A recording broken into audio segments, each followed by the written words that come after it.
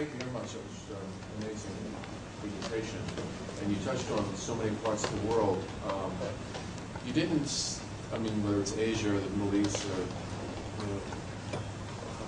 Europe and America. I was just curious, where does South America fit into this in your mind? Well, I've shared with John before. It is my firm belief that by 2010, the financial axis of the world will exist if you start a dot in Cairo and you draw a line from that dot to Beijing, and you do a 6-hour plane flight on either side of that line. It's bounded on the south by Singapore and Indonesia. It's bounded on the north by the natural gas reserves of Russia, and it's a corridor that goes there. Now, the reason why I say that is not just because I think it. The reason I say that is that's where the money is right now. That is where growth is happening, because you catch in that all of the majority of the Indian subcontinent, you catch in all of the Persian Gulf area, you catch a lot of the stands that nobody likes to pay any attention to. But oddly enough, a lot of those stands are doing quite well, thank you very much, and they're actually gaining significant treasuries, each one of them. That's where I see that axis. Now, the South America question is a very interesting one, and as you all know, the northern portion of South America right now is actually on an interesting field test. I'm not going to weigh in on Chavez and where he is or isn't. But I'd encourage you to read the history of our relationship with Castro and the history of our relationship with a few other places and see if there's any pointers there. But I'm not going to comment on it. But the interesting thing about South America is it's in the middle of a transition experiment today. And I believe, quite regrettably, for much of Meso and South America, not just South America. I think this is going to come north, and I think it may actually come all the way up to Mexico, and dare I say potentially into our own country in certain parts of the southern part of our country. We may find ourselves in a situation where the experiment in which they are now engaged doesn't have time to run its course. If you look at the infrastructure issues, if you look at the financial issues, if you look at where the infrastructure is going right now, telecommunications and power, particularly if you look at Chile, Argentina, and Brazil right now, you realize that they're in the midst of discussions on how they're going to re-engineer infrastructure. The first efforts that are being seriously undertaken in that area are in Chile, no question. They are miles ahead of much of the rest of South America. They are very advanced in looking at alternative energy. They're very advanced in looking at alternative water, purification, extraction, distribution, telecommunications, distribution, and so forth. And the problem that South America looks at as we look at a 2008 to 2010 horizon is actually a capital illiquidity problem at our end.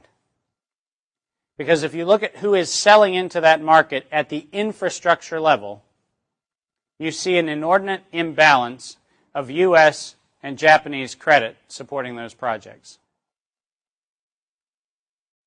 which I believe may very well be an inversion of development cycle if 2008 to 2010 goes the way I think it probably will go.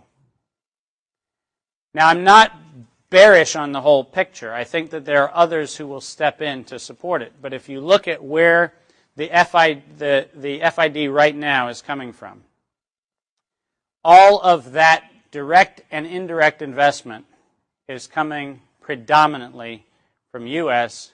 and from Japanese credit sources, who are likely going to be the ones with the greatest immediate term exposure. In the insurance market, remember after September 11, 2001, remember what happened to the insurance market.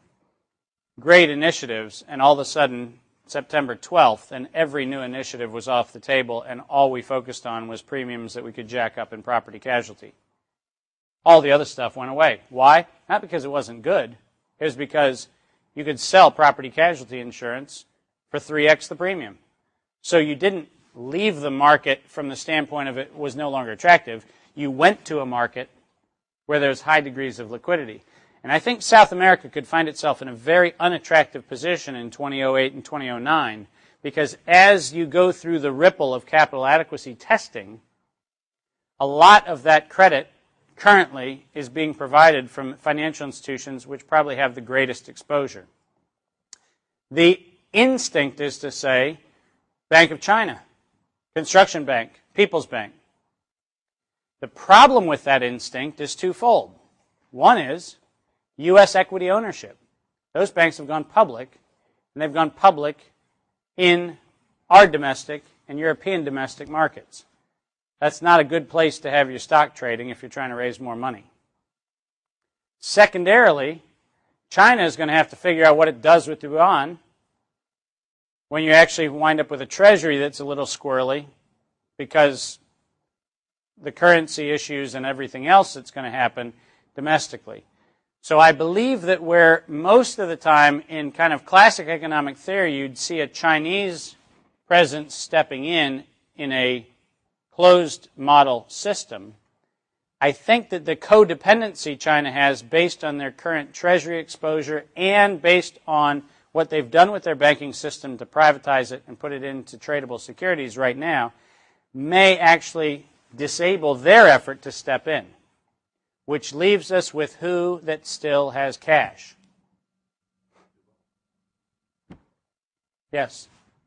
The analogy you gave of a situation that poses some very clear geopolitical implications in respect of whether we could develop these relations with potential partners in the Middle East.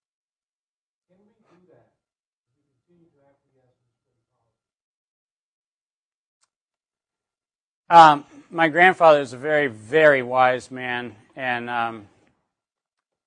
I recall many dinner table conversations around his house in Silver Spring where he vigorously advised against stating things that could smatter on tipping your hand as to your political predilections, as it were. So I'm going to answer your question in a fair but agnostic way.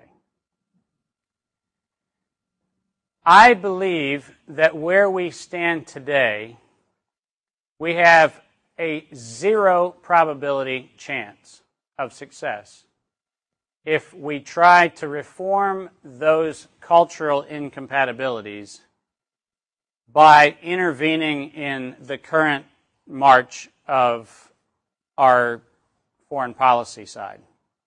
Left to the State Department, everything that I just described goes hell in a handbasket. But once again, in honor of my mother who says, don't ever only talk about the downside, there are very clear opportunities that we could look at. I think we're in a very interesting time with respect to WTO. And I think we're at a point where WTO's unraveling functionally is already on course.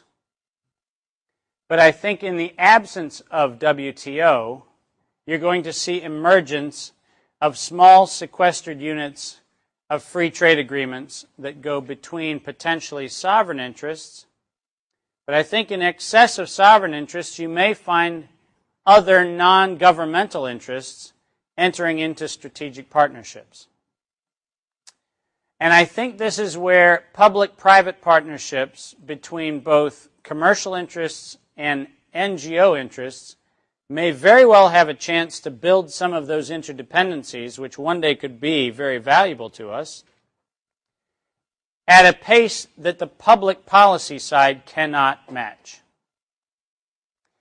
The challenge, therefore, would be to say, how could one build an interdependency where it becomes in the financial interest of parties to build alliances, where potentially the geopolitical alliance building ran out of time. Even if somebody started today and said, okay, from today on we're going to fix this, we get to January 2008 too fast. So I guess what I would encourage is to be creative about how we look at how the problem gets solved. I think that looking to the state to solve the problem doesn't happen fast enough. And I think it's a place where truly the only way we address your issue is to say that we'll fall on private sector interests to actually build cross-dependencies which will be strong enough and valuable enough to be those tenuous threads that hold us together when the natural predisposition is to fall apart. I would offer as an example a very bad example, and that is the pipeline that allegedly could go from Iran to India. Now, whether that gets built or not is an open question, but I use it as an analogy because it's a good one.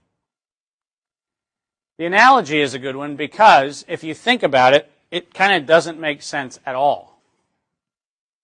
You're going to run a pipeline from Iran across, oh, that's right, Pakistan. You heard me right. You're running a pipeline from Iran across Pakistan into India. And you're hoping that what you put into the pipeline in Iran actually makes it to India.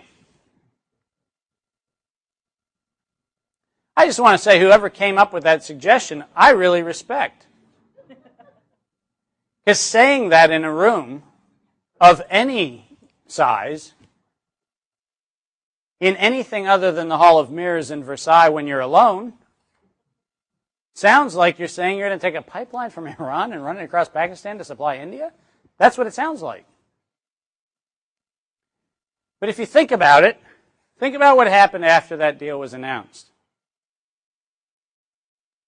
Somehow or another, bus exchanges on the northern border of India and on the southeastern border of Pakistan started.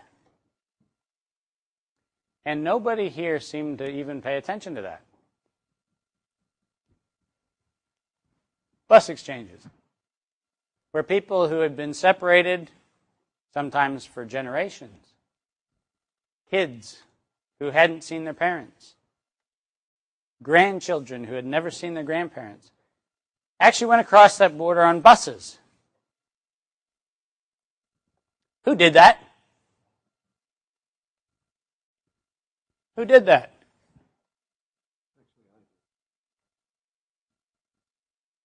Was that a giant State Department initiative? No way. Was that a giant, let's get New Delhi and let's get Islamabad and let's get them down to the table and let's make all of this happen that way? Or was it a few brave souls who said, you know what, you can move things across this border?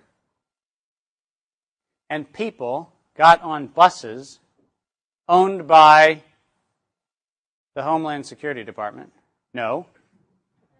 Got on buses that were parked in Louisiana, got on buses and actually went across the border. Now, how do I get from pipelines to buses to the answer to your question? And the answer is, I just did.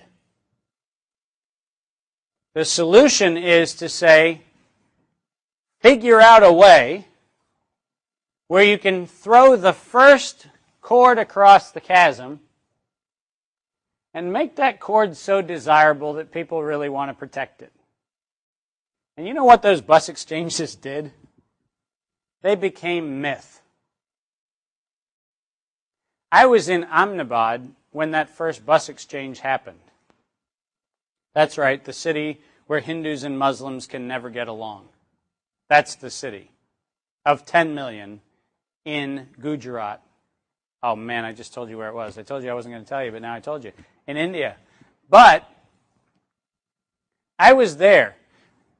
And do you realize that at the restaurant where I saw those bus exchanges on TV, half of the patrons were Hindus and half of the patrons were Muslims, and all of the patrons hugged one another when that bus exchange happened.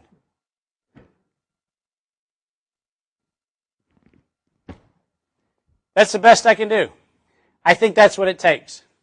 Because I can't fix what has too much momentum for me to fix. But doggone it, I can be creative